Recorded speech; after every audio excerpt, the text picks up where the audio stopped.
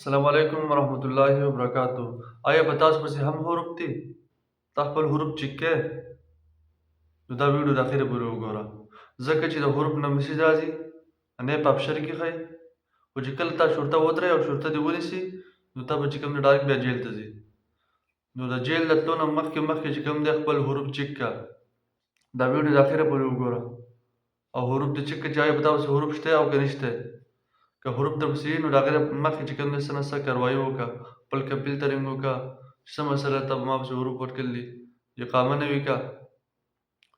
نو چې کومه ده په دې ویډیو کې به چې کوم ده د حروف چیک کولو طریقه ښایو، ښه صحیح طریقه اوریجنل.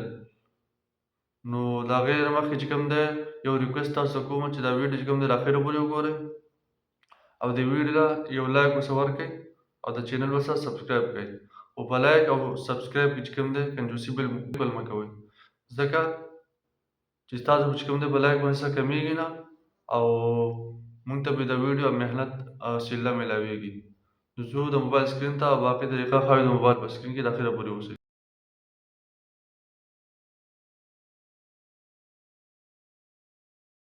ملګرو نو رالو د موبایل سکرین ته، تاسو به ورشئ کروم ته. چې کروم ته ورغلئ نو په کروم کې به ولیکئ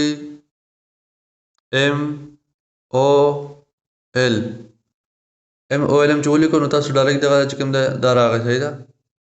ګورنمنټ اقامه دې باندې به چې کوم دی کلیک کړئ.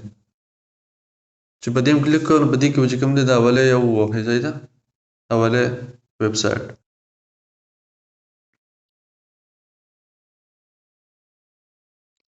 لږ صبر به ورته وکړئ، نیټ صحیح کار نه کوي. بیا به چې کوم دی دې پیج ته راشئ. چې دې پیج ته راغلئ په دې پیج کې چې کوم دی درې قسمه دغه ښایي، نو پریشانه کېږئ به نه. یو چې کوم دی بارډر نمبر، کله چې تاسو د پاکستان نه راځئ یا کوم ملک نه راځئ او تاسو ته په پاسپورټ باندې کوم دی یو نمبر لیکي، هغې د بارډر نمبر وایي، صحیح ده. نو په هغې باندې هم چیک کېږي. یو چې کوم دی اقامې نمبر، په اقامې نمبر هم چیک کېږي. دریم چې کوم دی پاسپورټ نمبر، د پاسپورټ په نمبر باندې هم چیک کېږي. نو صحیح خبر دا چې د اقامې په نمبر چیک کېږي، اقامه در سره یو که نه وي بیا په دې نور نمبر چیک کړئ.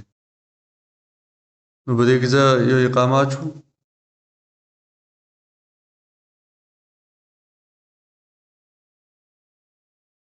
لاندې چې کوم دی نیشنلټي، په دې کې به چې کوم دی پاکستان خپل ملک سلیکټ کړئ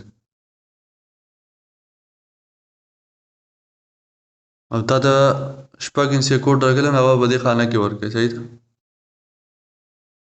64551 او بیا به ریسرچ دا به ووهئ.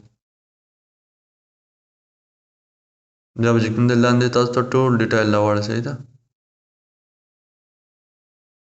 یعنې په دې کې دا ورکر کنډیشن دا د حروفو ځای دی، صحیح ده. ورکر کنډیشن ان د جاب څه مطلب ده چې دا سړی پسې حروف نشته، یعنې دا کپیل په جاب باندې دی، صحیح ده.